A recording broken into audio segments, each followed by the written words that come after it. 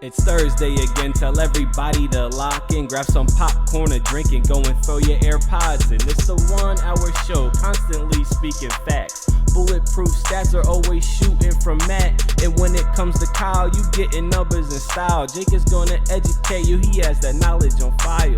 Players, step your game up, don't be sluggish or lazy. Or Jimmy J might hit you with a shaky baby. Catch him on YouTube or any podcast platform. Breaking all the news down like Shaq does the backboards. No hot takes, this is where the hottest debate's at. Now kick your feet up, cause it's time for straight facts.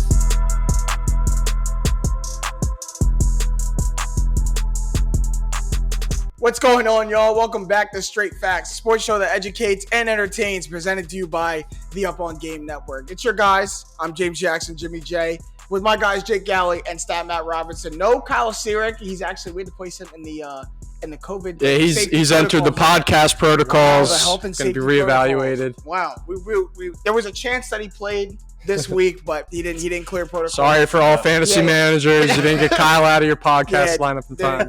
It's tough. Yeah, didn't clear protocols in time. We'll hopefully get him back next week. But, it's a three-man game. We're back in studio, as we love to do. And speaking of the NFL, which one, I don't know how they're surviving all these health and safety. Some teams aren't, to be honest, surviving these protocols. Like the Ravens. Well, you're just saying, like, compared to the NBA, who's really. I can't believe they're kind of. They're really at replacement player level. Well, the issue is they have 15 players as opposed to like 53. Like, you got to be really sick as a team to have to like go off roster for like a grouping of players. Whereas in the NBA, there's some of the names. It's like everyone is the process Sixers on a given night. Like, you look and you'll be like, that guy, I've never heard of his name in my life. There are still some rookies who are like Greg Monroe. I was going to say Greg Monroe. Monroe said I didn't know who my teammate was. Exactly. So it's impressive for sure. But that's funny. But going back to the NFL, it's about to be playoff time, right? And there's a lot of teams who are looking to make that playoff push, even make like a Super Bowl run. But there's key players that they're going to need to step up. We're going to go through those teams and those players and kind of go one by one and really kind of hone in on who needs to step up for which team for them to go and make a run. And we'll start in the NFC, and we'll start right at the top with the Cowboys. I want to start with this one because this one's an easy one. There's not really like too much to think about of who needs to step up and who needs to play well for the Dallas Cowboys. It starts with Dak Prescott. Yep. He's been really inconsistent this year. A lot of people thought he'd break out and solidify himself as a top 3 quarterback this season. It hasn't happened. He's been good, but he hasn't taken the leap forward that people thought after his really hot start last year with all the yards he was putting up. He has 4 games this year with a passer rating below 80, and he has 4 games with a passer rating above 125. And in the playoffs, they're not going to get the 1 seed unless they get some luck fall their way. He's going to have to play 4 games in a row, and you can't win in the playoffs if you have a quarterback that inconsistent. It's going to come down to whether Dak can straighten himself out in 4 good games in a row. Yeah, go ahead. Because I was going to say it goes as Dak goes, right? Like, and that's where it is. I don't want this to be like a cop-out because, like, ultimately you could come down and go, like, every single playoff quarterback, team, for, like, almost every single one, the quarterback's going to be it. We talk a lot about, or I talk a lot. I mean, I'll say we've talked a lot about Lamar Jackson. The reason I don't think he can, and I talk about, you're going to spin the wheel of bad things happening. For that player, for Dallas, and it's not a player, it's their coach. It's their head coach, Mike McCarthy. That's who, if I'm like a Dallas fan and I'm like, man, I really don't know if I'm going to get, X, Y, Z. It won't be Dak that I'm questioning.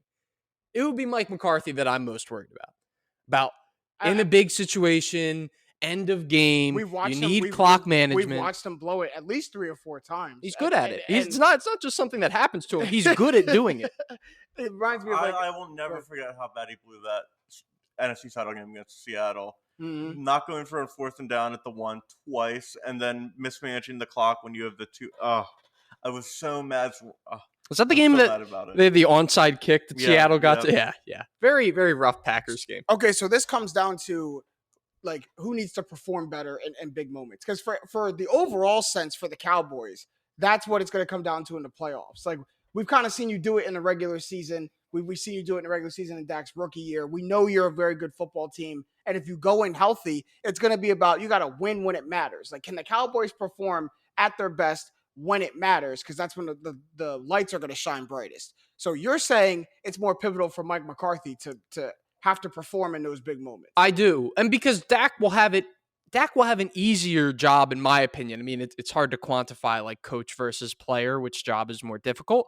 But, if things aren't going well for Dak, you turn around and hand it off to Zeke or Tony Pollard, who are both exceptional players. And Dallas's offensive line isn't exactly what it was, in a couple years ago, heyday of Ezekiel Elliott running the ball. But they're still pretty good as well. And then, his receivers are top notch. So I just don't see a scenario where Mike McCarthy isn't catching at least like half the blame in a scenario. Because although Dak, the passing offense isn't going well, some of that responsibility falls on Mike McCarthy. You know why so much of it's going to fall on Mike McCarthy? Because is he a coach that really inspires people? Is he a coach that inspires his team? Like, is he going to be one of those coaches that's going to like make those decisions late down the stretch and a la John Harbaugh and a la Sean Payton, where he's making these pivotal coaching decisions down the stretch and willing his team to victory and motivating his team? Is Mike McCarthy one to do that? Or is he one to kind of, put a game plan out there and let it ride? If it wins, it wins. If it doesn't, it doesn't. I see him being the latter. He's just fine. That's all he is. That's my point, though. Like, that's my point. Like, is he ever going to take it into his hands and be like that? Like, Mike McCarthy made that happen at the end of the game by putting his team in X, Y, and Z position. Or is it? We talk about Rodgers' heroics when we talk about Green Bay. That's what I'm talking about. Like, when do I ever decisions. point back to any of these times and I'm like, oh, but Mike McCarthy, went for it on fourth down, or Mike McCarthy took this pivotal timeout, or Mike McCarthy decided to punt, and it led to the end of the game victory. Like, when do we? I don't know. He might just need a better PR staff. Like, Belichick runs the ball all but 3 times, and they're like, he's a genius. He's the smartest guy ever. He is a genius, though. He is the smartest. What does he do? He is that's not like, that's just like spamming the advantage that you have. Like, I don't feel like that's that special or like next level coaching. Like, who came up with that? You're not what Vince Lombardi had the same idea when they were running the wing T. Jake, I'm going to save you here because you're about to go down a bad tangent. I'm not going to let you go down the road of Bill Belichick not deserving praise because Mike McCarthy. Or comparing him to Mike McCarthy. Yeah, probably need to veer away from that. Let me save you for that. But they can't. They might be able to overcome an inconsistent or a not performing Mike McCarthy. They can't overcome an unperforming Dak, and that's why I'm saying it's Dak that has to play well.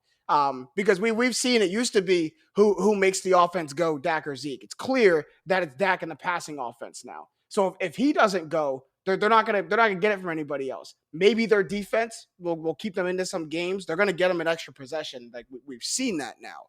But I don't think this Cowboys team overcomes Dak Prescott not going out and not only not playing well. If they want to make a run, he's got to be the best player on the field for 4 straight playoff games.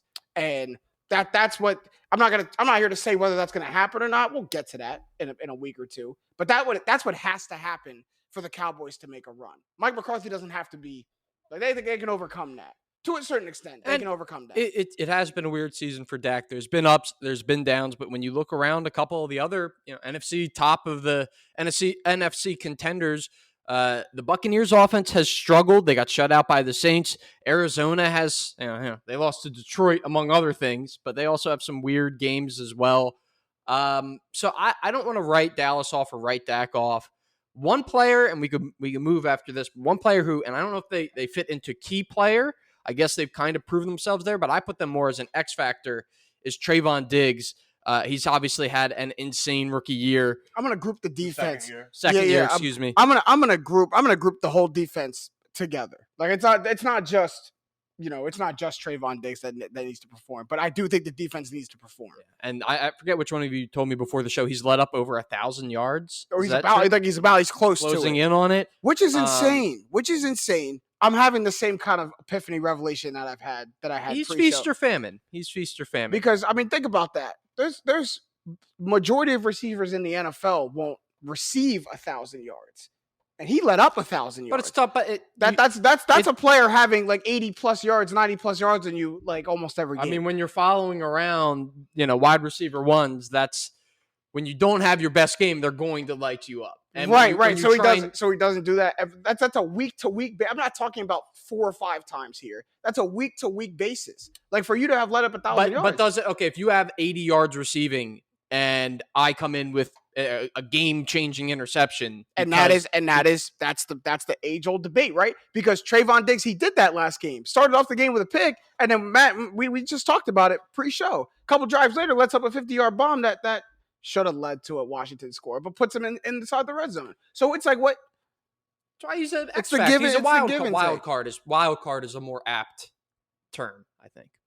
The defense he's performed. That's Yes, where we fair, that's where fair. we started. We can agree on we can agree on that. Let's move to those other NFC contenders that the Cowboys are going to be contending with. We'll move to the world champion Tampa Bay Buccaneers, who are looking to repeat as world champions, and we're going in with some injuries this season.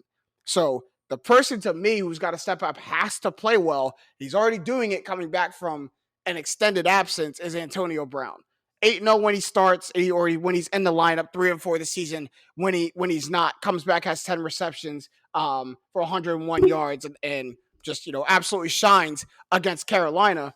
And the reason why we need him, obviously, is the injury to Chris Godwin. And the big question that a lot of people had is Antonio Brown ready to, not only just come in and produce for the Buccaneers, but he's got to come in and step in now into that number 2 wide receiver role. He's no longer the slot, no longer the third option, no longer the safety net.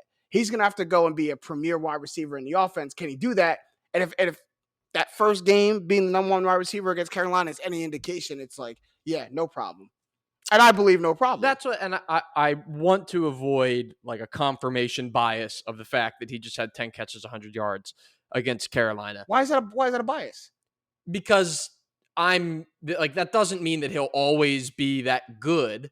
But I do think we can make a mountain out of that molehill. I know you will. We can extrapolate. And I think I might as well, because ultimately Antonio Brown, even when he was in a brief stint with the Patriots, what was it, one game, caught a touchdown there, came back to Tampa Bay with Tom Brady, and he's looked the part again. So caught a touchdown in the Super Bowl. So there's really, to me, I like Chris Godwin a lot. He's a great receiver. I don't think you lose anything if you are getting a more looks to Antonio Brown, 15 targets last game. If he gets 15 targets, the Bucs that's Chris Godwin's load, and that's the thing. Right before you go, Matt. That's the thing is people are at Chris Godwin leads the NFL in targets this season and receptions, I believe. Right? Cooper Kupp leads in receptions, so Chris Godwin leads in targets. So people are asking it's you're not just stepping into any role now. You're stepping into the most targeted receiver role in the NFL. And can you do that? And then when we forget that, Antonio Brown made a living off of 15, 14, 16 reception games in Pittsburgh. If there's anyone who's just ready to just naturally step in and do that, I think it's that guy. I had no problem with it. Yeah, Antonio Brown has been much better this season than he was last year at the Bucs. Last year at the Bucs, he had not de-rust himself from the suspension, learn how to play with the Bucs offense. And if you look at his numbers, he averaged 800 yards per 16 games over his stint with the Bucs last year. This year, it's only 6 games, but if you extrapolate his numbers over what a 16-game season would be, even though it's 17 now, it would be 104 catches, 1,384 yards, 11 touchdowns. That's his numbers with Pittsburgh. And if he continues that, then that completely fills the void that Chris Godwin left. So I completely agree that he is the biggest X factor in the Bucs offense. Right, and I was talking to your man's Alex off camera here. Shout out to our first in studio guest. I mean, off the show guest, yeah, in studio audience guest. I was talking to your man's, off the camera, and that just makes absolutely total sense. What a time for Antonio Brown to step in and just be the focal point of our offense when we're playing Carolina twice and the Jets to end the season. This is the perfect opportunity to come in and get 15 targets, to have 10 catches. You know what I mean? Let's try this now. Let's establish this rapport now, because when Mike Evans comes back, this has to be this has to be already established. This has to be already plugged in. You watch. Go ahead and try to. No, I'm about to rain on your parade face. I do a little bit. Well, I'm just curious as to mean, I had Mike Evans in fantasy this year, so I'm the only reason I bring that up is because I feel like I had a good gauge on his game-to-game stats. Oh yeah, Mike Evans expert, right? It seems like he is kind of transforming, and this isn't meant to be a knock, but I know you'll take it as a knock, into like mid to late career Vincent Jackson. Like, Depends on just where you go with this. absolutely dominant within 10 yards. You can't really do much with him. Big body. He's good, down the field. You could throw it. He's great with positioning, but he's not like your high volume guy anymore. Like, I don't think he's a guy who gets, and maybe in good matchups he can still abuse guys, but like, I don't know if they ever like. I guess I don't really know what the question is. I don't have a problem with that. I think you're just seeing the light at the end of the tunnel. I think you're describing what's already in transition in Tampa because he's not. Chris Godwin's our big volume guy, our big target guy now. I'm okay with that. So right. So then I guess it supports the fact that Antonio Brown will be the key factor on this Buccaneers offense. Just keep your head on straight, man. Like just stop. Just stop. Just fake booster card, dude. The fake booster card's gonna get him Super Bowl week. It was expecting Antonio Brown to get his head straight. It's like expecting a hurricane not to be windy. Yeah, it's just something you have to deal with. You take the talent and you deal with all the nut jobness that comes with it. The hurricane brings you the Super Bowl. There's a Lombardi trophy flying through. Yeah, because the only way I'm okay with that, man. And he helped us get it last year. So if Tom Brady believes in that man enough to open his home and have him in his home, then who am I to not believe in Antonio Brown? The greatest ever believes in him. So shall I. We'll move on. We'll end the NFC with this team because Jake said today in the script writing, he said, my fingers hurt typing good things about OBJ. So why don't we get on to the Rams? Because there's two people we have. But I don't want to just talk about the easy one and Matt Stafford. We'll get to him. I want to talk about how OBJ probably is the X factor, probably for the same reason Antonio Brown is, right? You lose the big hole in wide receiver. He comes in, but him and Matt Stafford are starting to establish something, right? Yeah, and it's a good point to look at. They have he has 6 games with Cleveland, 6 games with LA, and while the targets and receptions are similar, as are the yards, the biggest difference is he has 4 touchdowns in 6 games with the Rams compared to 0 with Cleveland. And I think overall, I mean, you traverse back 3 years and he hasn't really looked super engaged, where it feels like now I mean, he'll always tell you I'm committed to winning, but it's tough. It really is tough. And it's something I was worried about for the Rams is when you get someone like Odell Beckham Jr. and expect him to play second fiddle to Cooper Kupp or to Jarvis Landry or to anyone. Doesn't matter. Cooper Kupp's having one of the best receiving years of all time. Like, it's still something that I worried would trip up Odell. And to this point, it has not. They've gotten similar productions that they would have gotten out of Robert Woods. And in terms of touchdown share, maybe even a little more considering how good Cooper Kupp is. So I think they have to be super pleased with those returns. And they're another weird team, man.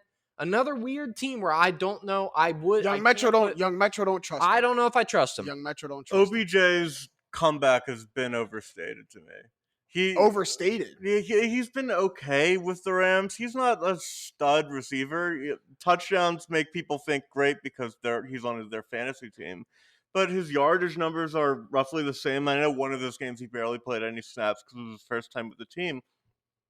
But this is still the guy who hasn't had an 100-yard receiving game in 29 games. That's not what he is anymore. Yeah. He's just not. Like, not big game receiver, big moment receiver. That's what OBJ is going to be. They need if your big X factor is someone who can't get 100 yards anymore, you're doomed in the playoffs. Not with my number one wide receiver probably going to get me like 170. Like I got 15 catches and 120 yards, you could like book it. I'm okay. If Cooper Kupp gives me that, which he will, I'm okay with OBJ giving me 4 catches for 70 yards. Yeah, but if you want to win the Super Bowl, you have to do more than what you've been doing in the regular season. I also think you're underestimating 4 catches and 70 yards, 75 yards from your number 2 receiver. What is wrong with that? He's not getting 4 catches, 75 most of the time. He's getting it's 4 for 37 last week. But people saw that clip on Twitter of him reversing a corner and think he had 180 yards. Yeah, I don't. Like what I think you're underestimating the impact. I can respect what you're saying, but I'm not really billing him to be like I don't know. I tried to have this argument I think it was to me, last year about to me- Calvin Ridley versus Odell Beckham Jr. To me, 4 for 40 with a touchdown is A-okay. Is A-okay. Okay with me. They just don't need. I mean, they just don't need him to be. In fact, it would I be a think they- detriment if he was getting 10 targets a game. I'm not saying 10 good. targets a game, but you need him to be better than he is if you want to win the NFC.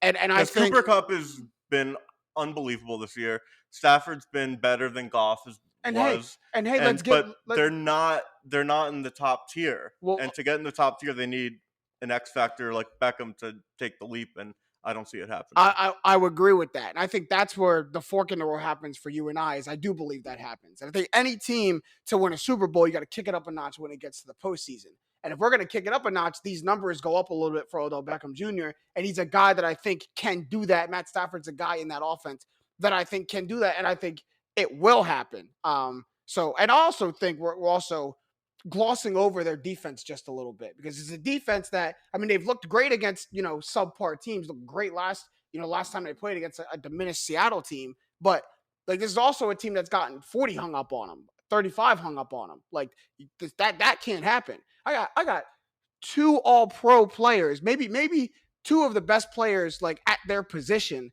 on my defense. That can't happen. Like that you gotta be a shutdown defense as they're built to be. So but do you want to talk about Matt Stafford being the next factor? Because I'm all for that. I do, because ultimately, like we said, like it does really come down to your quarterback, especially when you move the ball through the air, like the Rams do. 36 passing touchdowns compared to only 9 rushing touchdowns this year. And as great as Cooper Kupp is, the Rams will only be as good as the guy throwing him the ball, which happens to be Matt Stafford. Mr. Never won a playoff game, withered away in Detroit. He finally gets to wow. Finally gets to LA, and we're going to see. He was withering away in Detroit, as many are prone to do. But I just think you look at how up and down that they've been. Hasn't had 300 yards passing in a game since week 8.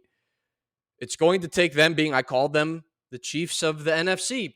If they look like the Chiefs of the NFC on offense, they're not going to be beat, which is, I guess, makes sense considering the Chiefs are the number 1 seed in the AFC. But that all kind of comes back to Stafford. So I guess we'll see. There's nothing that I can really say one way or another predicting it, because he's never been to the playoffs. I think that matters. We got to look.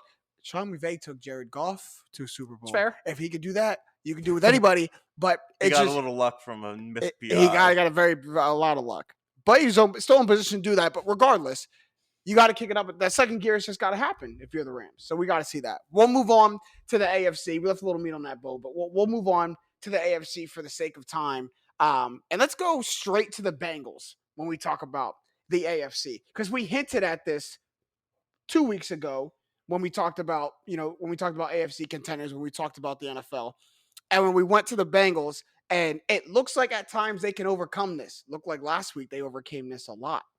500 yards passing. But the X factor for the Bengals, if they want to make a postseason run, is going to be their offensive line, right? You got to protect Joe Burrow, and you don't think they can do it. I actually had a heated argument with one of my friends who is a Cincinnati Bengals fan about, because we posted a video about me saying that Jamar Chase was the pick, and that Jamar Chase should not have been the pick. Penei Sewell should have been the pick. Got into it over that. And then in the coming games, like Tyler Boyd has been the difference maker. T. Higgins had first of all, T. Higgins, man. What is that stat line? Yeah, like spazzing out. Cartoon eyes coming out. Oops, hit the mic. Spazzing out. And it just like, it's games like that go to show Jamar Chase is great. He even had a great game. I think it came close to eclipsing, or did eclipse 100 yards in that game. Yards. He's a great talent. But if you want to have your franchise quarterback be the best that he can be, you need him to stand stone-footed in the pocket as long as he can, and they neglected that this year. And I haven't taken a look at how the sack standings and sack stats have changed, but he was the most sacked quarterback in football. Like, that's your number 1 pick coming off a knee injury. So I still do believe, because of how high this Cincinnati offense, the engine revs for them, I do still believe in them in the postseason, but it's just really scary to me if I'm a Bengals fan long term. Like, Right. what am I looking at for Joe Burrow? That's what will concern Well, me. the solace I have if I'm a Bengals fan is we don't need anything else on our offense. Draft all offensive linemen for the next 5 years because all of our stars are good and they're young. Jamar Chase, Tyler Boyd, T. Higgins, Joe Mixon, Joe Burrow. That's a great battery The going Bengals, forward. just want to say, they're 30th in the NFL in pass block win rate. Yeah, they're terrible. And the amount of sacks Joe Burrow takes directly correlates to their wins or losses if you're the Bengals. 1-4 in games that Burrow is sacked 4+ times. 3-2 in games he sacked 3 times. 5-0 in games he sacked less than 2 times or 2 or less times. So you got to make sure that you're right, that Joe Burrow stays clean. And it's on the offensive line. But now if I'm play calling for the Bengals, I got to know that I got 2 things: a battered offensive line and weapons that can make plays in space when they get the ball. So get the ball out of Joe Burrow's hands quick, get it to a playmaker and let him operate in space. Get the lineman out on a screen, have a lot of short and cut passes. Because when I get the ball to, insert player here on that offense, they can make something happen in space. Then that spreads the defense out. Then we can go down the field a little bit. But there are ways to overcome it. And hey, man, like 525 yards passing and 4 or 5 touchdowns. That's you look like you're getting it right. You look like you're starting to get it right. And to be fair, those sack stats, probably if you go across like any quarterback or any team, like they're probably very similar. you, Yeah, right, they're you probably struggle very similar. when you let pressure on the quarterback. And the one thing I will say, and But they do it way more frequently. for sure, no doubt about that. The stat still stands, but I just think that their silver lining is that when you have such a powerful offense, especially with so many weapons, you're going to spread defenses out. It's harder for them to send tricky pressures your way. Like the Dolphins destroyed the Saints on Monday night because the Saints O-line, because Ian Book was the quarterback. Beyond that, it was very difficult. I think that Miami did a phenomenal job of disguising who was coming on the blitz, and they were able to do that because Ian Book's not going to beat you in the air. So that's where I think their silver lining lies. Yeah. Let's go to the Kansas City Chiefs, the number 1 seed in the AFC, because I really like this one that we have for their X factor, not just the defense. The defensive coordinator in particular, Steve Spagnuolo, because he's got his defense playing tremendous, playing very well, but he's got to continue that, man. And it's up to him to have his defense be better than the sum of its parts. If that makes sense. He's one of the more famous defensive coordinators in NFL history because of the job he did for the Giants to win the Super Bowl. And he did a great job with the Chiefs defense to win the Super Bowl 2 years ago. Mm. And because it's really not that talented of a defense. He just kind of tapes it together and makes it work. And I think we saw that happen this year, where in the beginning, the Chiefs defense was just completely lost. I think just kind of Super Bowl loss hangover kind of situation. They were allowing 29 points per game, and they started 3-4. And people were talking about one of the worst defenses of all time. We had a stat earlier in the thing that they were allowing more yards per play than the greatest show on turf had yards per play. Yeah, nuts, right? Yeah. And they've completely turned that around. During their 8-game win streak, they've averaged 12. Their opponents have averaged 12.9 points per game. And it's really Spags that is the reason why this happened. And even games where Mahomes has struggled, they've been able to pull out wins, like against Dallas or against Green Bay, and that's because of Spags. Yeah, I mean, you got to start to dial something up. One, in the beginning of the year, they have Chris Jones. They moved Chris Jones to the outside, to DN, correct? And that wasn't working. I know they've moved him back inside. They've gotten a little bit tricky on the defensive line to make stuff happen. And then now their turnovers are going up too. In this 8-game win streak, forcing 2.8 turnovers per game in the last 8 games, basically averaging three turnovers per game in the last 8. In the first 7, they forced just 1 turnover a game. And you can give up yards, you can give up points. You give me 3 turnovers a game, you give that to Patrick Mahomes, and you can let up 25 points. That's fine because I'm gonna give you 45. The Chiefs are so dangerous if they get the ball more times than the other offense does, man. Get it back. That's the big one for me because obviously, it's like if basic football, winning the turnover battle is crucial for winning the game. They weren't doing that in the first couple games. They struggled. They've begun to do that, and they benefited. Now, the question is that because of Steve Spagnuolo, or is that because of the opponents that they played, or the players acclimating? There's a lot of factors that I don't know if it's definitely Steve Spagnuolo. I think that he's earned the benefit of the doubt maybe, but if they can continue this upheaval in turnover percentage and continue to win the turnover battle, there's no reason that Kansas City, which I think they are now, the betting favorite to win the Super Bowl, or is it, Matt? Do you know if it's still? It's Kansas City. It's Kansas City, which flipped from Tampa Bay for the majority of the season. Yeah. I mean, for the majority of the season, Kansas City was down and out. You Bad, were talking about down not bad, being down the bad. betting favorite. They were plus down and out. 250 to win the division when they were 3-4. And here's the thing. And they won it before Christmas. Someone, and I'm surprised you didn't do this, to be honest. Maybe I didn't see them overtaking the 1 seed this quickly, but I saw them not staying down and out. I'm surprised a bunch of people didn't hop on that ticket when it was like that, knowing that, like, one, it's not going to stay like this, and they're going to be back up. I don't know how deep it dipped. Like, they didn't really move. Like, they stunk, and they were still in like the top 5. Because you had to see this coming, right? Regression to the mean was gonna happen. I guess. I don't know. That first 7 weeks was scary. It was for bad. them. It was shaky, baby. Shaky. All right, we'll move on because now it's time to go to the NBA side of this. And a couple weeks ago, we did our Eastern Conference Power Rankings. Sure. So now we're going to go to the other side of the NBA and do our Western Conference Power Rankings. So we'll start with the overall straight facts Western Conference Power Rankings. We'll start with number 5, and that is the Denver Nuggets coming in at number 5. We have them in the script right now is the Jokic All or Nothing team. Because that's what they are. Yeah, the Jokic All or Nothing team. Yeah, they're 1-4 without Jokic, and what I think the most incredible stat is Jokic has a box plus minus of 13.3. That's the highest in NBA history. So when he's off the floor, that difference is higher than any time so far this season.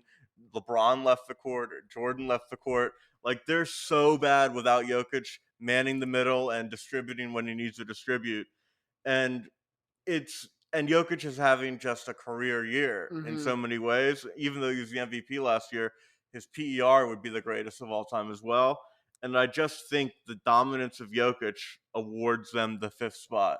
Because I know it was close between the Nuggets and the Clippers for us. They were in my personal 5 spot. I got to tell you what. No, I had the Clippers above them, but go ahead. I got to tell you what. We are straight facts. Yeah, we are predicated upon statistics, factual information. That's what we do. I don't care what stats you're showing me that say Jokic is like having the best season of all time. The Nuggets are like middlingly good. They're like above average. My point was, can you be having the best season of all time if the team is the 5th seed? Can you be doing that? Like, I get it. I really do get it. Like, why people look at you a certain way when you're like, oh, LeBron James is the greatest. And you're like, well, I watch Michael. Like, there's going to be someone 20, 30, 40 years from now showing their children footage saying, yep, this guy right here, what MVP. This specimen was the greatest single-season basketball player of all time. And it just doesn't sit right with me. It doesn't sit You're well. going to show him, and then you're going to show Giannis in the same season. You're going to show Embiid in the same season. LeBron in the same season. And you're going to say, yes, he beat all of these 3 guys. He beat all of them for the MVP. I will say he does play, in terms of like for people who do love basketball. I'm trolling. It is a little bit of trolling. Like, he obviously plays a beautiful brand of basketball, an incredible player. He's the hub for everything. But I just had to pump the brakes because it is funny with the PER. It's like, all right, dude. PER is a little high on Jokic. They got Rashawn Holmes in the top 10 of PER. Yeah, I've seen it. Top 15. I mean, and you got to know when to hold the stats. You got to know when to fold the stats. You got to know. And Matt's done a whole segment before. That might be a little. That might be a little one. Right? That would be a little one. Stamp that one down. But when I look at the Nuggets is like, until they get elite guard play, and Jamal Murray can't get back on this court fast enough. Until they get elite guard play back, they will be a middling team. Because you look, they shoot the fewest free throws in the NBA. They have the 4th highest 2-point percentage in the NBA. Everything lives in the paint and like that 2-point area without getting to the basket. Wow. Like, so the reason why they have those 2 numbers is, one, they have the 4th highest 2-point percentage in the NBA. There's no elite guard play out there. There's no one, like, it's a 3-point lead. And no one is out there patrolling the perimeter, like, shooting threes. And the fewest free throw attempts tell to me, when you pull your center out of the lane, and he has the highest usage rate, like, there's no one banging down there. And Jokic, as He your doesn't bang to begin with. as your 7-foot center, when you're out in the perimeter distributing, there's no one banging out there. That's why they're 29th in offensive rebounds as well. And I was gonna ask for the rebounding stats because they got to be terrible. They got to be terrible. 28th in rebounds overall, and that's despite the fact that Jokic is averaging 14. And when you had guys like Paul Millsap in there, another big man down there to kind of negate all of this, then you could bring Jokic out. But when you don't have this, that's gonna dip. Your free throw percentage is gonna dip. Your 2-point percentage is gonna be off. Like a lot of that. Like I don't think you can win with having your center being the best player in your team from the perimeter. It hurts them. It should be said, Mr. 180 M's, Michael Porter Jr. It's true. Out. There's a lot of injuries over there. I mean, if they're fully healthy, the Nuggets are scary if they're fully. And healthy. they did try and replace Paul Millsap with Aaron Gordon, which is. But Aaron Gordon is a wing. He's a wing. Paul Millsap's I'm talking about a big. Like when Jokic vacates the paint, no one's down there. Aaron Gordon out there staring, next to him staring. They could use like a stretchy. Like Niang or just like someone like that, just take like up that space would be down there to be a big who can handle the ball and do a lot of things would be great for them. Which could be Aaron Gordon. All right, so we didn't talk a lot of good things about the team that we have slated number 5 in the Western Conference Power Rankings, but we'll move to number 4. Matt V, stand up if you're listening to this one.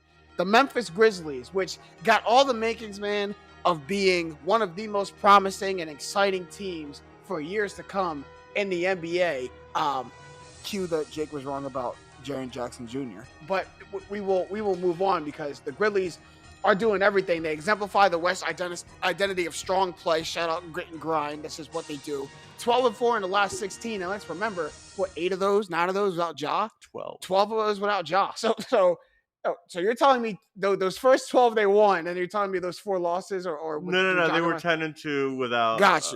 So some of it's before, Got you. And then they just beat my Suns 2 nights ago on a buzzer beater. So of course they won with Ja. But regardless, most of that without Ja, and now he's back. That's to me, that's what is the most impressive is that obviously without their star player, they've been just as good. And that hats off. Desmond Bane is making a name for himself. He's getting into that most improved category. 100%. I actually haven't taken a look at it yet. I'm still riding my Miles Bridges 40-1 ticket. I think that's going to hold up. But it's dipping a little bit, but he's still up there. I worry about Ja. But hopefully with Desmond Bane, that brings him on down. Desmond's averaging 17.2 points per game, 42.6 from 3, chipping in 4 rebounds as well. And over the I don't have the numbers in front of me, but I know Desmond Bane's currently 25-1. 25-1. That's about where he should be. Mm-hmm.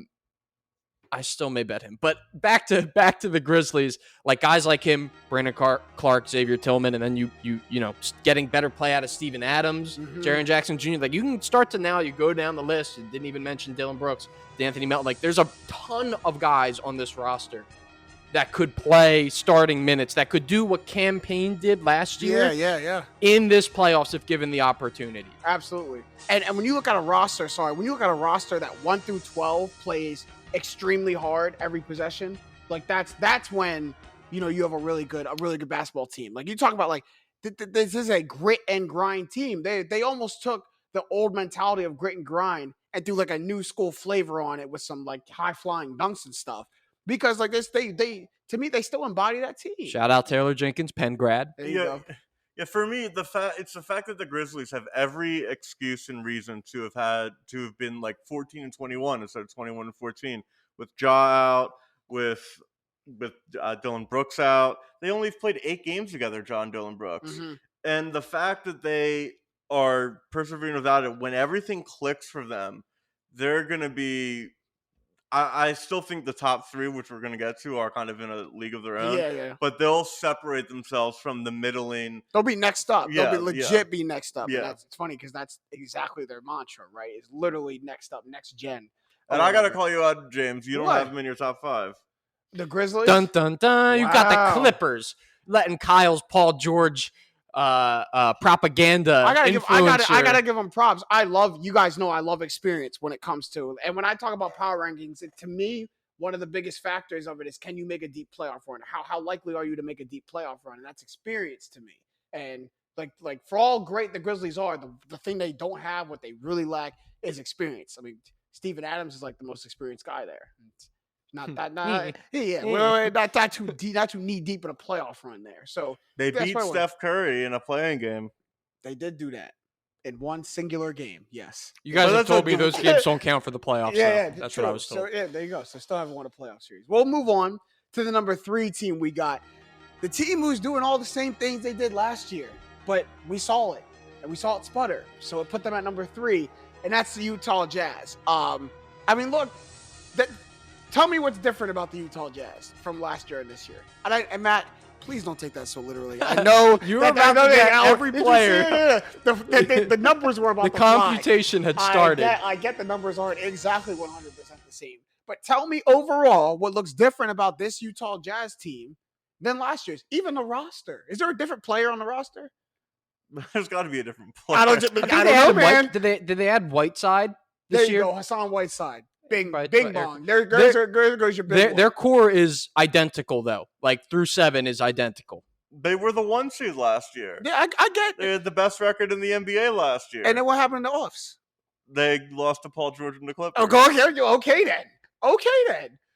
I So- just So go ahead. So I didn't talk about any stats yet with the Utah Jazz, because to me this is the ultimate stats don't matter team, because they're going to do what they do in the regular season, and they're going to make a push for this tour.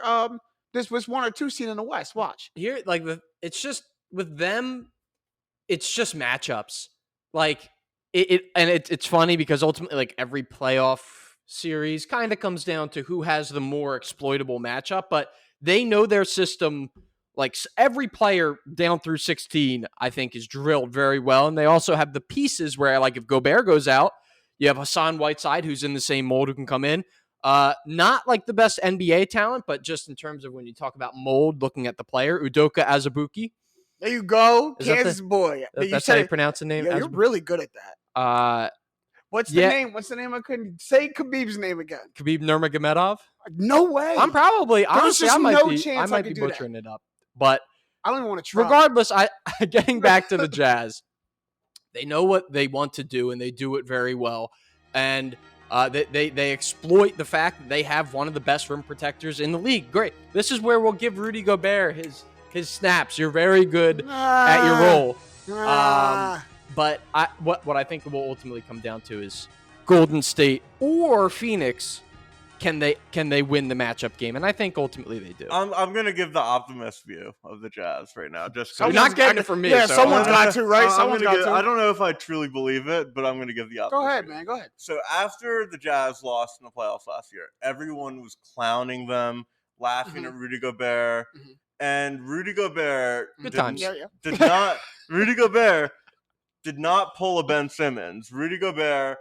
He tried? Is that what you're saying? No. He didn't just bounce back. He's having the best season of his career. Oh, He's averaging 15.4 points per game. That's second most in his career high. He's shooting 71% from the field and a career high 69% from the free throw line, which is also a career high for him. He improved his game, and it's still yet to see whether that extends to whether his body's just like designed well enough for him to guard perimeter players, but I would bet that he really tried his hardest to improve himself on that this offseason, and we won't be able to see if that is true until May. Right. But the fact that Rudy Gobert took all the criticism, said, I'm going to have my best year ever after this, is the most optimistic way you can look at the Jazz. And I think if that's the most optimistic way you can look at the Jazz, I think that tells you, to me, the ceiling that the Utah Jazz hit. Like my reasoning for you of why the Utah Jazz got better than last year is Rudy Gobert's having an improved year. And it was great for Rudy Gobert.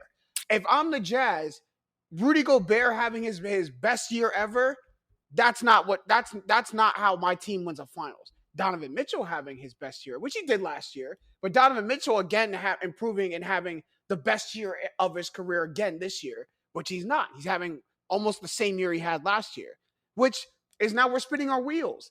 Like Rudy Gobert is not the person that I need to be having career numbers across the board. It's great if he is. That puts us as the 3 seed in the West as a title contender, sure.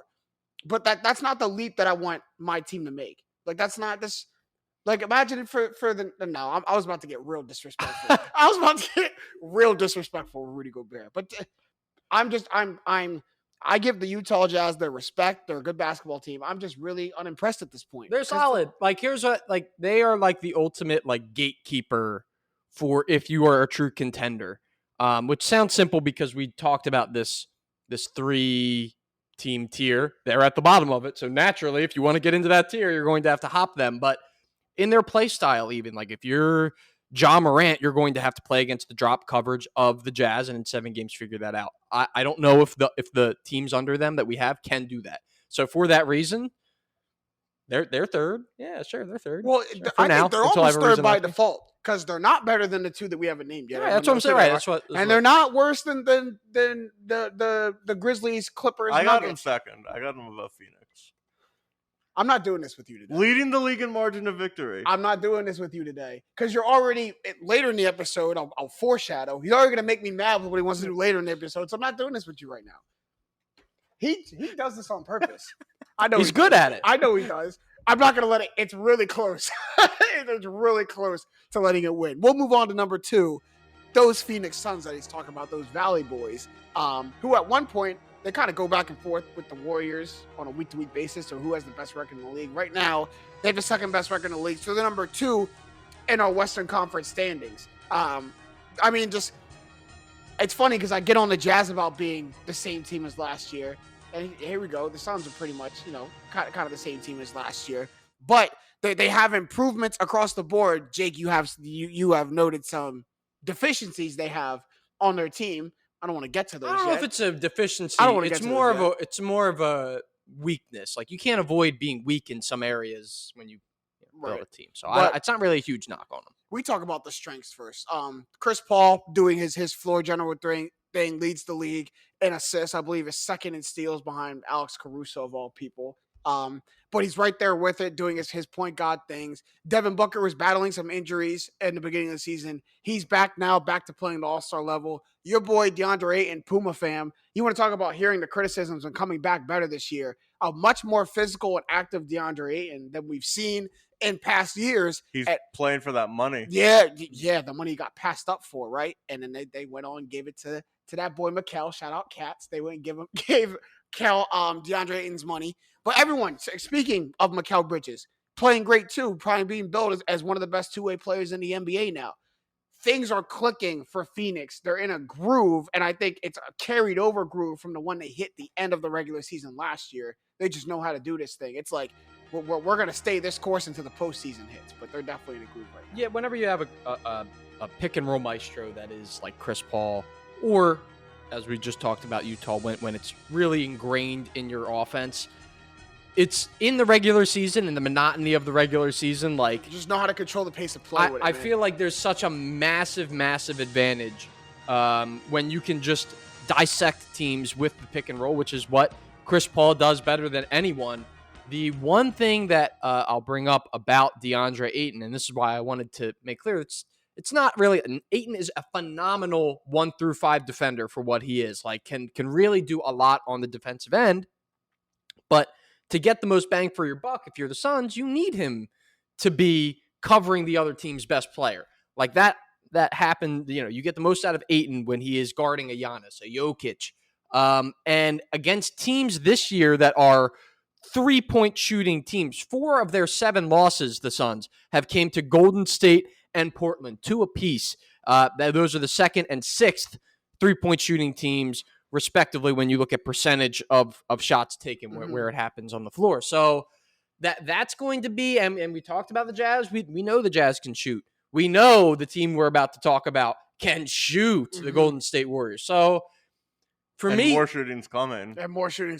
Exactly. So for me, that's what I'll be watching them for, because they're still, even without it, they're still a very, very tough team that on any given night can beat any other team in the NBA. I will say this, for my team to have a weakness in today's NBA, that's not the defending the 3 is not the weakness that I want my team to have. The Lakers won their bubble championship on 3-point defense. That's one of the biggest reasons that they were able to go and win the title, is they were the best team at defending the 3 in the NBA. The Suns were amongst it last year. The Bucs were the best team at defending the three last year. Surprise, they go and win themselves a title. So that's not, to be honest, like doesn't make me feel good. That's not the place that I want my team to be strong. And to be fair, they are 5th in terms of 3-point percentage allowed. I just think in terms of like the build of the offense in a game-to-game basis, like if you're going up against a Portland, Golden State perimeter-based team, that I think they have an advantage there. Where Phoenix may still be a good defensive team, just not against teams with that build. Right. And now we're gonna move on to the number 1 team in our Western Conference power rankings. That team that you alluded to that can shoot the crap out of the basketball and more shooting is on the way. The Golden State Warriors, who, to be honest, I knew they were gonna bounce back from their ways. Their kind of middling ways last year. To be the best team in the Western Conference and the best team in the NBA at this point of the season, I didn't really foresee that, but we gave our kudos to Steph Curry a couple of weeks ago for what he's able to do with this team, the season that he's having, Mr. 3,000 and counting now. But Also need to give our kudos to Steve Kerr. Yeah, right. A lot of people thought, he was just a product of how good the team is. Yeah, no, he's actually a really good coach. This is a complete team, offensively, defensively, coaching. Like it's an all around good basketball team and number 1 in our power rankings because of it. Yeah, it's everything about them is good. There's no weakness within the team. They move the ball like no one else in the league. They're second in assists, and they don't turn the ball over. Mm-hmm. A lot of teams, when they try to do the ball movement, there's turnovers because you're trying to move the ball a lot. Yeah. They're 29th in turnovers, and if you want to defend them, defend the 3 fine, but they're second in 2-point field goal percentage as well. You overcommit to that. They're higher in 2-point field goal percentage than they are in 3-point percentage. I know they're second in 2, 6th in 3. So and that's they're crazy. undefendable, and they clamp you down themselves because they're first in basically every major defensive stat as well. Mm-hmm. I think this is one of the more clear number 1s we have had in a while, and I don't think it's like set in stone that they win the finals or anything. But with Clay coming back, this is just they're the most exciting Warriors team since Durant left. Since Durant came, Right. With Durant it was a foregone conclusion. This is like an actual built team that's like impressing you because of the teamwork around it. Yeah, having Kevin Durant offsets. They weren't this complete of a team with Kevin Durant because I got Kevin Durant, Steph Curry, Klay Thompson, and I don't need a complete team. And it makes me wonder. I'm gonna beat you just with those people, but and I knew this like when Kevin Durant left and they got their core back, I said for them to win, they have to go back to what made them such a dominant team in 2015. All of this is what made them a dominant team. Sharing the ball, not turning over, playing very, very surprisingly great defense, and being a very sound fundamental team.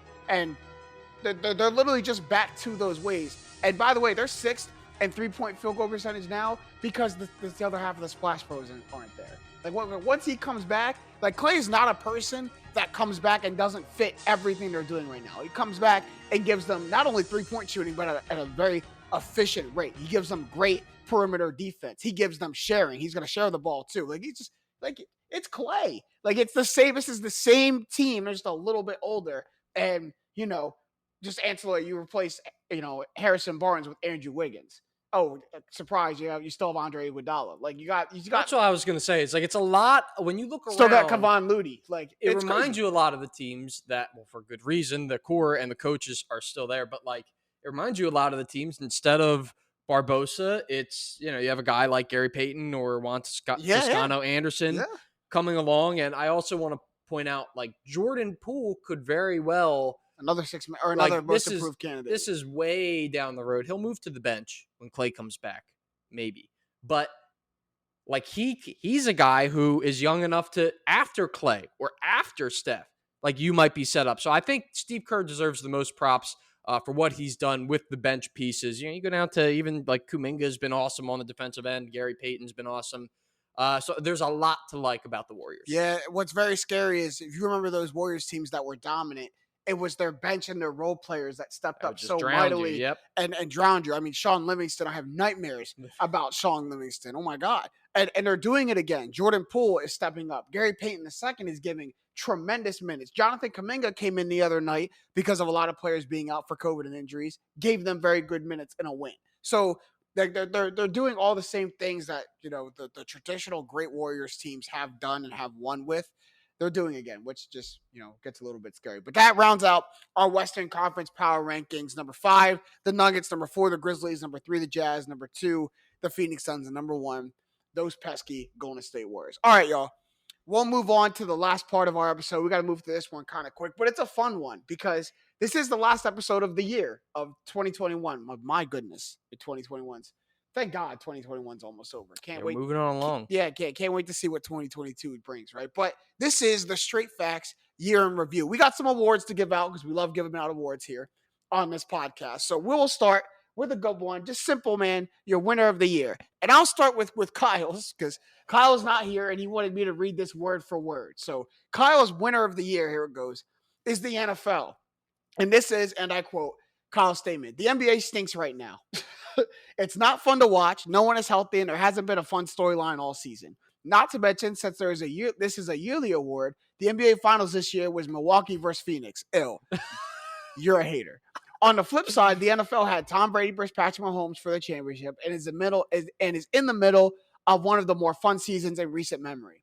Both the younger and older generations of players are dominating in the league in their respective ways, and it's been a super competitive year where you can't name any team as the quote-unquote best team in the league. It's been super fun to watch, even though my favorite team isn't at the top, his favorite team being the Eagles. So Kyle's winner of the year is the NFL because they dominated the NBA when last year people thought that the NBA was the much more entertaining league. So he made some points. I don't think the NBA is that mundane. And I'm sorry, there were some people who very much enjoyed the Phoenix Suns being in the finals. Thank you very much. It wasn't the TV executives. Thank you very much. It was a more exciting NBA Finals than the Super Bowl. Was a boring Super Bowl. Yeah, it was. Thank you. And your team won it. Yeah, I'm very okay with the I would have Super been Bowl. really, my team wins. Very okay. You would have been ultimately like the peak unsufferable if Phoenix and the Bucs had won. That's like the winner of the year. No, it got a little scary when it was to a Phoenix. Yeah, and I was talking my ish. I was talking my ish. Jake, your winner of the year. Now, speaking of, we'll go with Giannis Antetokounmpo.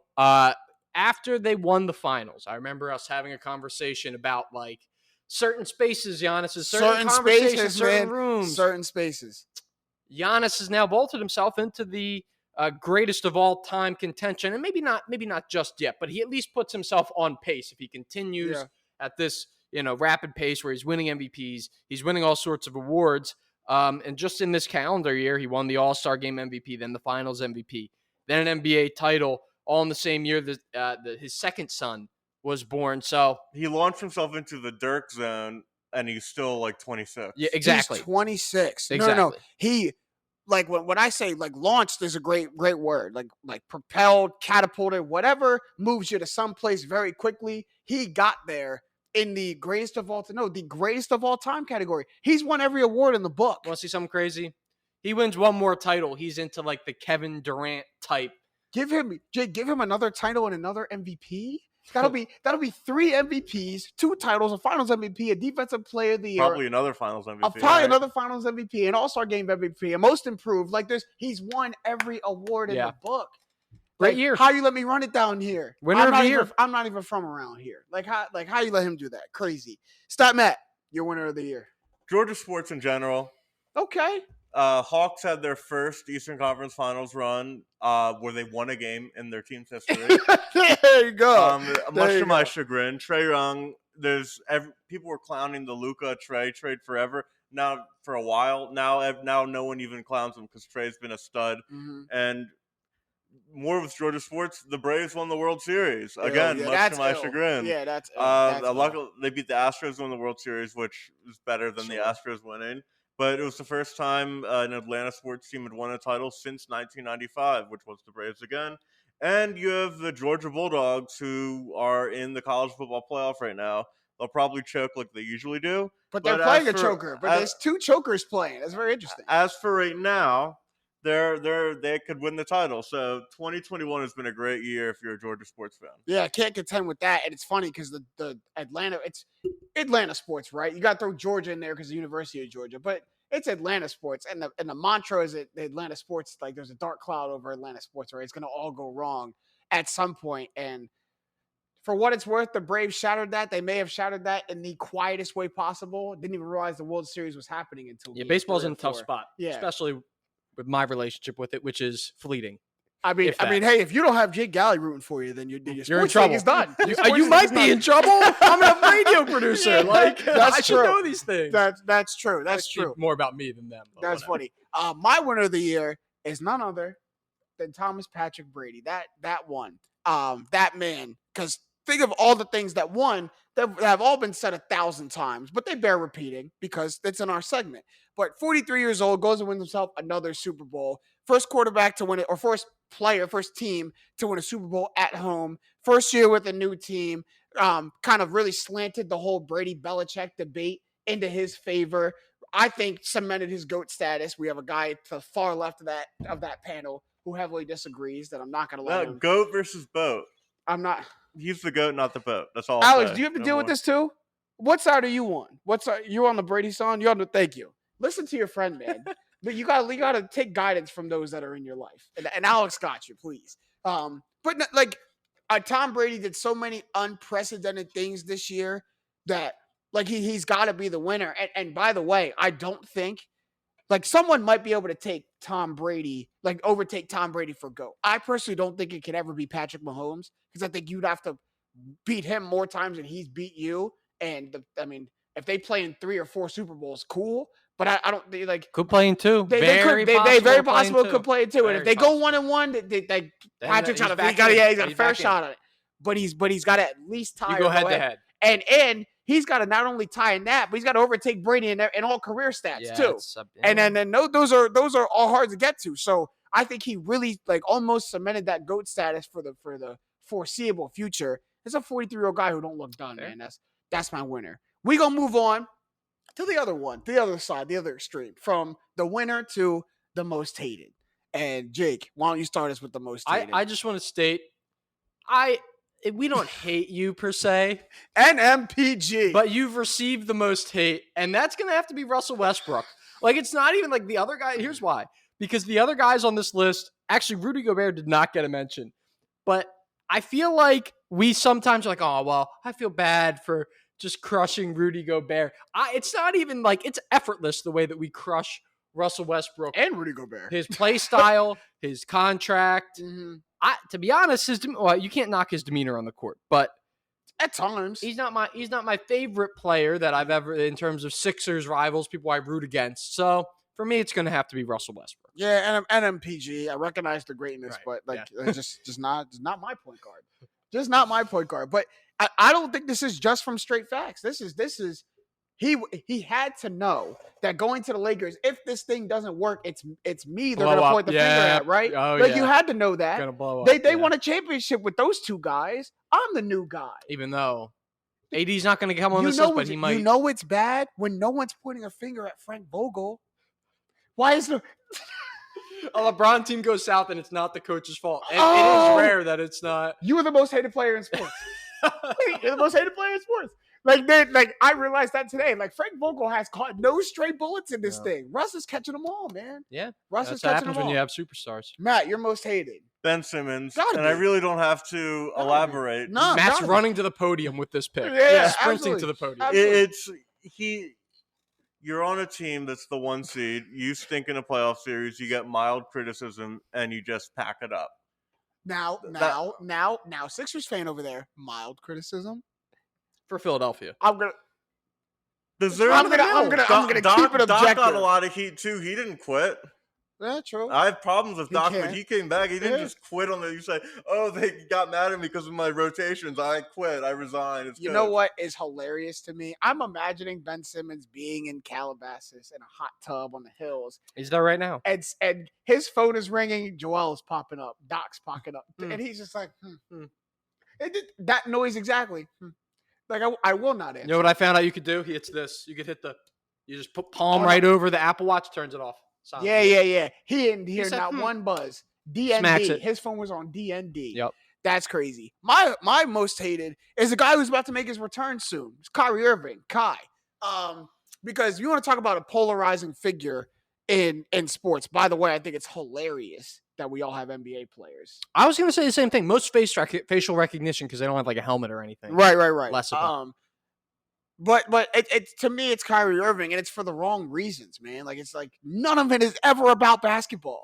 Like it's never about basketball. It's every other thing that Kyrie Irving does, and it's not just his stances on things. It's like his demeanor, how he acts, how he moves, how he dresses, his Instagram, like it's everything. Like Kyrie can't do anything. He literally, and I hate to use this phrase, but unless he just shuts up and dribbles, Kyrie Irving will be criticized and ridiculed, and some of it may be deserving, but like I just think that is the most like that I haven't heard one positive thing being talked about Kyrie Irving this year. And ironically, the same people who were telling him to shut up and dribble are now like, no, Kyrie, you might have some good takes on that vaccine. You know what? Why don't you speak a little bit more, Kyrie? Hey man. But for what it's worth, Kai is looking. I love calling him Kai, by the way. I think it's so funny.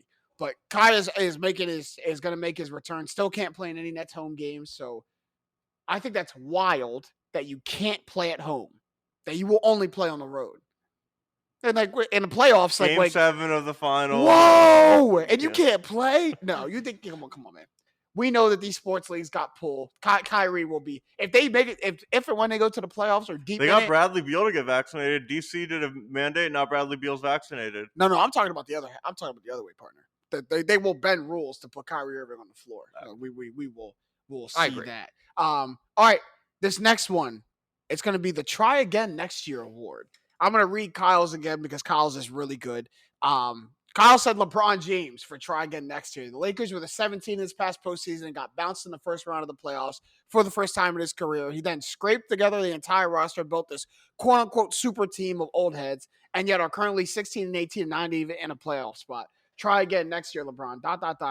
or the year after. So yeah, no, that's a good one because like if you're the Lakers, is it mentally pack it up and pack it in time? Like, hey man, it's not this year. Get whatever we can out of this season, and we're gonna try it again next year. They're like one of the oldest teams in the league, so I doubt it. LeBron won his 4th chip, won with LA, and then he had a rough year last year with injuries, and he decided my priority isn't winning a title; it's playing with my friends. That's my theory. So he got Melo, he got Russ, and he's just playing basketball with people he likes, and I think he'll get sick of that. But it may be too late to do anything. Russell Westbrook is not heading out the door easily. You are taking an L if you want to get Russell Westbrook off your team, unless you're Tommy Shepard, who did a great job trading Russell Westbrook off his team. And Daryl Morey. Daryl Morey, what did they get? They ended up getting Chris Paul. Well, no, that was the other way around. Chris Paul got Westbrook to get Chris Paul off the contract. And then they got traded to the Wizards. Yeah, he went to the Wizards. For John Wall. Right. Who? Yeah, they took one of the losses over there. There's the L. There's the L you're talking about. No, but Morey didn't do the Wall trade. He only did the Westbrook trade. So my try again next year, it's going to be the NBA COVID protocols. A lot of leeway was deserved over the last 2 years with the way that they kind of handled the bubble playoffs and then the regular season and playoffs last year with COVID protocols. And I don't know if it's just because of I'm not a scientist. I really don't want to delve into the science at all. But I don't know if because of the virality of the Omicron variant that like there now are way more. I think it's 541, 561 like players have played in an NBA game, which is an all-time record. And it's just like, I don't like, why are you, it's like the gif of like Kevin from The Office, like fumbling the chili all over and like just dropping. That's what it feels like the NBA did with these COVID protocols because they're changing them again mid-season to try and alleviate some of the NFL doesn't get off the same protocols. Right? The NFL, we don't have enough time to talk about what went down with the Eagles game, and that we really don't have enough time. But yeah, I'm going to go with the NBA COVID protocols. That's funny. My try again next year. My try again next year is Urban Meyer, and it's not in the NFL. Honestly, don't try again. No, he shouldn't try again next year. I don't like Urban Meyer. It's pack it up. It's pack it in and go do some deep reflecting. Party with some co-eds. Yeah, go. He's about to be in a sea of co-eds. He's not coming back. Go search within yourself and try to get in a different place in a different area, just not in the NFL. That was my point. Is try it again in a different space. College, high school, Pee-wee, Like, just try it in a different space, just not the NFL, man. Yep. But I can share the disdain for Urban Meyer. I really can. There's not at this point. There's not much like crazy likable about the guy. But Matt, you're try again next year. I'm sorry, James, but it's Chris Paul, and I don't have hate for Chris Paul. Just you, James. No, it's just his whole career he was spent kind of suffering on teams that didn't have a shot. Even the Clippers, they didn't really have a shot because the Warriors cropped up. And he went to the Rockets, and then they missed 27 threes. Thanks. And then he went to OKC, and it was like, okay, his chance to win a title's over. Mm-hmm. And then he went to Phoenix, and you were very upset he went to Phoenix. I was very upset he went to Phoenix. Because he didn't think I ate all those words, but go ahead. And he actually, for the first time in his career, made an NBA Finals, went up 2-0, and then got Giannis. And so got free. He after 15 years of climbing, trying to win the title, he got 2 games away, and now he's got to try again this year. So, okay. So this is the next year that he's trying. This coming May. The one June. we're in. Yeah, because 2022. Okay. I thought so. This whole time, I thought you were packing up and packing him in already. That's why I was getting mad. No, last year he didn't do it, so try again Got next you. year. Got you. 2022 NBA Finals. Okay. I find okay. I'm okay with that. I'm very much okay with that because we are going to try again. We're going back to the He final. really didn't have an option. He was under contract, so he had to try again. 40 M's. 40 M's. Yeah, 40 M's on that thing, too. All right, we're going to move on very quickly. I love this award. This award's funny to me. I'm calling this the Go Ahead Award because there are a lot of people who had some really pleasant surprises in sports this year. So your most pleasant surprise this year in sports. Go ahead. Matt, who you going with? Group of 5 team finally made the college football playoff. Go ahead, Group of 5. Go ahead. UCF paid their dues for Cincinnati to prosper. Absolutely. And Cincinnati rightfully is in the top 4. And Cincinnati will pay their dues for someone to win come down the line because they will get their doors blown off by Alabama. Oh. I mean, You blown think so? I mean, blown off. I mean, decimated. But and they're doing the right things. You got to get all the extra stuff in there too, like Kobe Bryant for Cincinnati is changing his number to number 8. That's the stuff you got to do. Make this as memorable as possible. Put as many good moments in this as possible because when that whistle blows, when kickoff happened, all fun stops. I'm telling you, all fun stops. I could probably for Cincinnati. I could probably be convinced. Doors blown off. Jake, go ahead. So I'm going to say, gotta give a pat on the back. So far, at least outwardly, no NBA superstars in precarious situations have tried to use their muscle to kind of get out of situations. Go ahead, right. Beal, Dame, Luka. You could say Luka or KP. Mm-hmm. You could say KD or Harden in terms of dealing with the Kyrie Irving stuff. Zach LaVine, where people were saying he was selling his house in Chicago. Now they're really good. And I think you could include Karl Anthony Towns. That's any year, but Minnesota's starting to turn around. And then here's the one that it hasn't been public, but I think he might be trying to force his way out privately. Zion Williams. Yeah. Williamson, actually. Yeah. Not Williams. Not Williams. I don't know what's going on with him. It's a funky starting situation. To get a little like when Ben Simmons was out his whole rookie year because he had a foot injury that took a couple months to come back from and he didn't want to come. Like, is that what's going on here? Or is it actually something more serious that like, oh no, Zion can't play basketball because he's too big? Right. Very concerning. So either way, kudos to those guys. I was going to say, wait, but go ahead. But go ahead. Mine, it's got to be, and it's late entry for most pleasant surprise in sports. How about the old heads getting 10 days? We talked about all the replacement players in the NBA. Yeah, it might not be the best product on the field, but IT, Joe Johnson. It's weird to see IT and Joe Johnson in the NBA. Yeah, we get old heads back on the court getting some run. Greg Monroe. That's go just ahead. okay. Those 3 names you just named, we're like a Monte Ellis away from summoning Jamal Crawford back into the NBA. Yeah. Like this is like that's my next point. Is I don't know how all these guys make this. Listen, I don't think Crawford Jamal can play at an NBA level. I If think Greg Monroe can step on the court, Jamal Crawford can step on the he court. could be like a Udonis Haslem. I am gonna go there. Yeah, I think His very last game he dropped 50. His that's very last great, game. but like I don't know, like it's freaking Jamal Crawford. He's not gonna come in and make a difference on a contender? I'm fine saying that. Don't ever Udonis Haslem him again. He's Udonis Haslem at this point. He's worse. He's not on a roster. Oh my god. Oh my god. Kyle's is Phil Mickelson winning a major in 2021. Oh, that's a good one. That's actually go ahead, man. Go ahead, Lefty. Won a PGA Championship at 50 this year. Became the oldest player ever to win a major. I mean, just got to give props to, a GOAT in golf. Wish Kyle was here to elaborate on that a little more. But absolutely, go ahead. All right, last one. Then we're going to wrap up the show. Your bold sports take for 2022.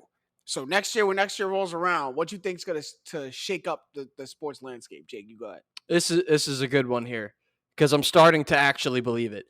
Ben Simmons will be wearing the green and white for Boston. Why the Celtics? That's a one that I've never heard. I think they're closing in on blowing up the whole Tatum and Brown thing. You want see, guys, here's I've known Jake for a very long time.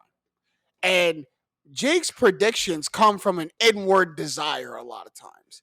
He wants Jaylen Brown. There is the inward desire that we've found. Here's what I'll say. After the game, they had a rough loss. I think it was to Minnesota. Who were missing all 5 of their starters. So right, exactly. Terrible loss. And Al Horford said something to the effect of, we really just got to dig down and look in the mirror. And Jaylen Brown was like, Pfft. Like, look, he said, look in the mirror. Yeah, look in the mirror. Yeah, no comment. You look in the mirror. Yeah, you have the game of a custodian. Yeah, basically. That's basically what he said. So, and then also at the end of games, I don't really think that him and Tatum work because they both need the Same ball. Player, yeah. They both have very similar strengths. And if you're going to leave Brown on the ball because Tatum's a better pickup, knockdown shooter, then you're probably losing out by not having Tatum on. I think I might rather have the Tatum on the ball. So. It's so obvious on Christmas. It's just ISO miss. They need a distributor. The only time they win is when one of them goes for 40 exactly. or 50. Yeah. And sometimes they don't, and they'll do that. And they need. I just think a wing defender who is also primarily a distributor is exactly what they need, and that's exactly what Ben Simmons fits. Now, the whole Simmons and Horford fit's a little weird, but I guess Al might be stretchy enough to make it work. So that's my bold. Simmons, we can get Al Horford. We can get. You want to talk about hatred? By the way, let him put on a Celtics uniform. You will see glorious. You will see a new level of hatred in Philadelphia. He can't run out on the court. He has no Matt, choice. Bold sports take for 22. LeBron leaves the Lakers in the offseason. Okay, that's actually worse than mine. That's actually crazier than mine. I saw a clip of him making 3 great passes to wide open Lakers in about a 10-second span, and they all bricked. No, they were not just misses, man. Yeah. I could hear these bricks. And I think LeBron's like, oh no, what did I do? And I think he's gonna leave. He's like, oops, sorry, Lakers. You gotta I gave you a title, so you can't get mad at me. Mm-hmm. But I'm gonna go. I might go to Cleveland. They look fun. No, could you imagine? That would be crazy. That would be crazy. No. And here's why I can't see that happening. One, LeBron's got everything set up in LA. His kids in a school out there. He's got all his. He could go full heel and go to the Clippers. His media, he could, but his media company is out there. He's got his life set up. This Lakers team probably will look different. I'm not leaving. Guess who's leaving? You're leaving, and you're leaving, and you're leaving. And do you guys remember in 2018 what he did to the Cleveland Cavaliers roster? Twice in one season. Yeah. And just to set them up for a championship, he said, "Oh, Andrew, welcome to congratulations on being picked number 1 overall. Kevin Love. Away you go." Yeah. Kevin Love. To Minnesota you go. Don't even put the hat on, buddy. Don't even put the hat on. But he completely overhauled the Cleveland Cavaliers and they got a new team midseason. Then went to the Lakers, had a bad roster. They said, hey, young boys, Lonzo, Brandon Ingram, Kuz, go ahead and hoop. Have as much fun as y'all want to have for 1 year. And what he do in the offseason? Everybody out, new people in, we win a title. So he's going through, yes, you're right, Matt. Oops. That's the bad one. Either oops or I wanted to play with my friends. But I think it's more oops, and I thought my friends could do it. And next year, it's no friends in the industry. That's what it is. Like Melo, bye. Russ, bye. AD, you better come in phenomenal this offseason or bye. Like that's what it will be. Here's the crown jewel, pun intended, to the take. He goes from Los Angeles down a little bit south, I think, to Sacramento. That's north. Where's north to Sacramento. South of in Mexico. Which he will then be King James on the Kings. It's written in the stars, Matt. Thank you for piecing together Just this throwing stuff at the tremendous wall. take. My bold sports take for 2022. I don't even know how bold it is. I just really see it happening. At some point next year, Baker Mayfield will not be the starter for the Cleveland Oh, for Browns. sure. Not, For sure. No, he stinks. That might He's be not- a little harsh, but no. he's not. No, it's not a foregone conclusion that he's not going to start. He's not going to get some crazy contract that might sign him to something small. But I think sooner than later, he might not even start the season as the starter of the Cleveland Browns. Like that's. I think they're moving on from Baker Mayfield. Is my prediction. Yeah, he doesn't fall into the list of guys who can win the Super Bowl, and for that reason, Backwards hat kind of guy. I'm out. For that reason, you're out.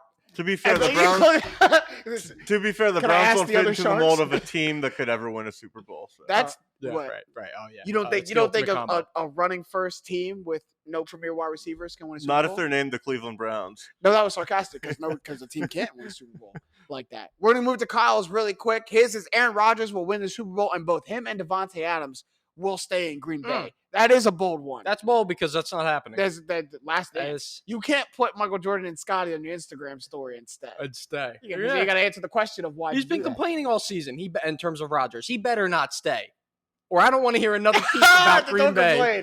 being Ever again. a bag front office. Ever again. All right, we're almost out of time for this episode of Straight Facts. I'm going to forego at the buzzer just for the sake of time. This is what I'll say for everybody. I'll do one big at the buzzer.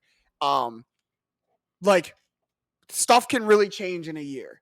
And a year ago, us three, who by the way they've been down from Straight Facts from the beginning.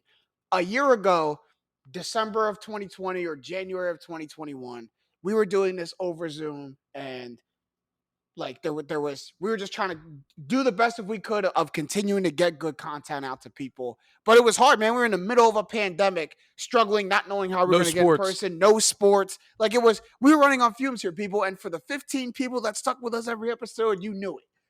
And we love those people. Shout out we do. Alex. Shout out Alex. Yes, sir. Shout out Alex. And then here we are, December of 2021, about to go to January of 2022. We're in a beautiful studio that we all can get to. We have a sponsorship and a backing from Up On Game Network and LeVar Arrington, Plexico Burris, and TJ Moosmanzada. Shout out to them.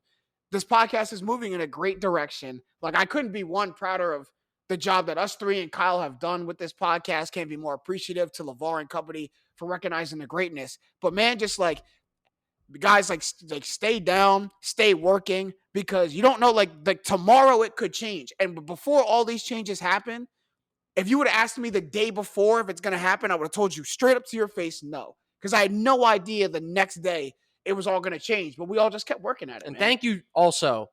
Obviously, we put in a lot of work, but it wouldn't be possible without the listeners and the viewers and the people who are First and consuming our foremost, content as well. So a very strong, heartfelt thank you to those people as and well. we're only going to turn it up a little bit more in 2022. So as the great Lil Wayne says, I ain't bleep without you. But that's all the time we have for this episode of this podcast. The last one of the year, man.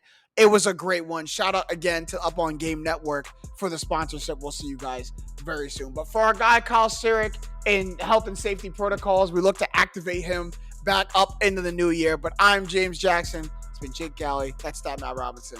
These have been the facts. Straight up.